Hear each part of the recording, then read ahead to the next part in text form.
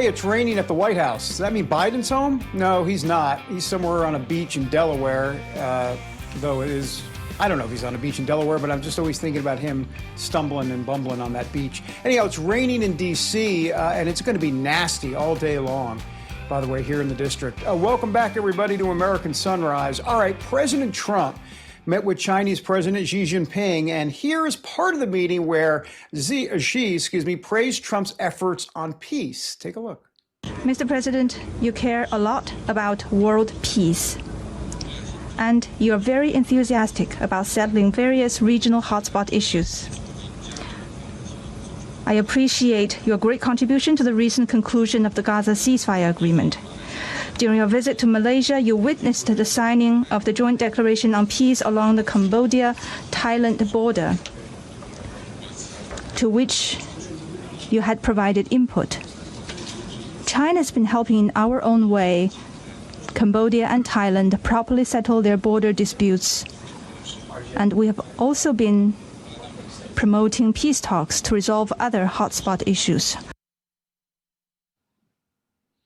All right, well, let's talk about this big meeting and bring in Pennsylvania State Senator and Army veteran Doug Mastriano. Doug, so the president negotiated this trade deal on China. So he's going to cut tariffs on China by 10%, but in return, Beijing is going to crack down on illicit fentanyl trade. They're going to resume these U.S. soybean purchases, and they're also going to pause the latest rare earth export curbs for a year at least. There's more, but clearly, Doug, this is the art of the deal in action. I'm curious to get your reaction. It's absolutely amazing. We've never had an American president work such great deals, with the Chinese. Xi is tough. He's got a lot of leverage, but Donald Trump has more leverage. I'll note there that in the meeting there, Xi's trying to take credit for the Thailand-Cambodian peace deal, which he had zero to do with. They don't want him. Those countries don't want him meddling. It was Donald Trump that brokered that deal. But additionally here, if we get the soybean sales and if we get the curbing of fentanyl, which is killing 5,000 Pennsylvanians a year and about 100,000 Americans nationwide, this is a huge win.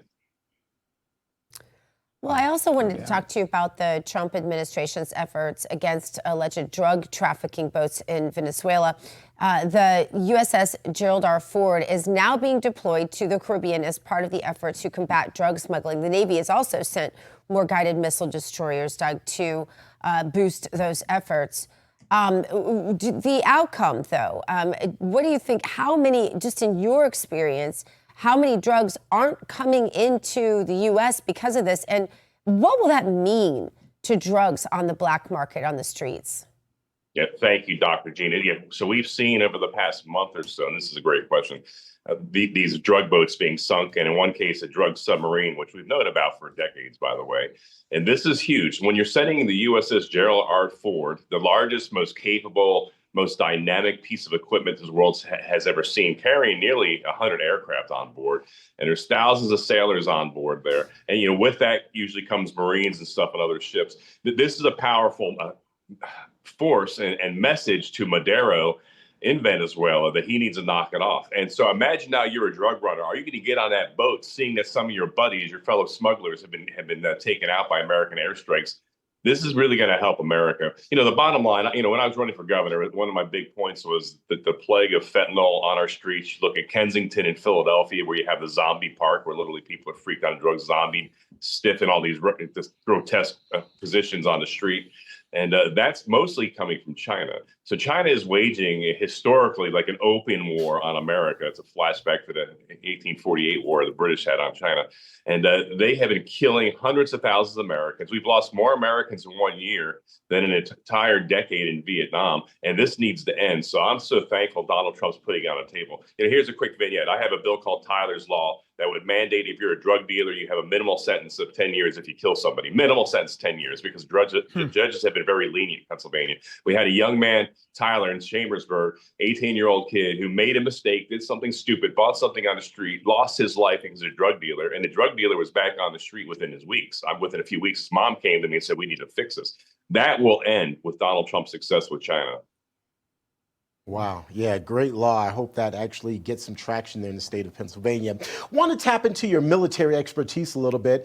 This Reuters headline really caught my attention this morning. It reads, Russia tests nuclear-capable Poseidon super torpedo, Putin says. President Trump, of course, in response, has now ordered the Department of War to conduct nuclear tests. Is this simply posturing, or should we read a little bit more into all of what's happening here, Senator Mastriano? I'm very surprised at how poorly the Russian army has done in Ukraine.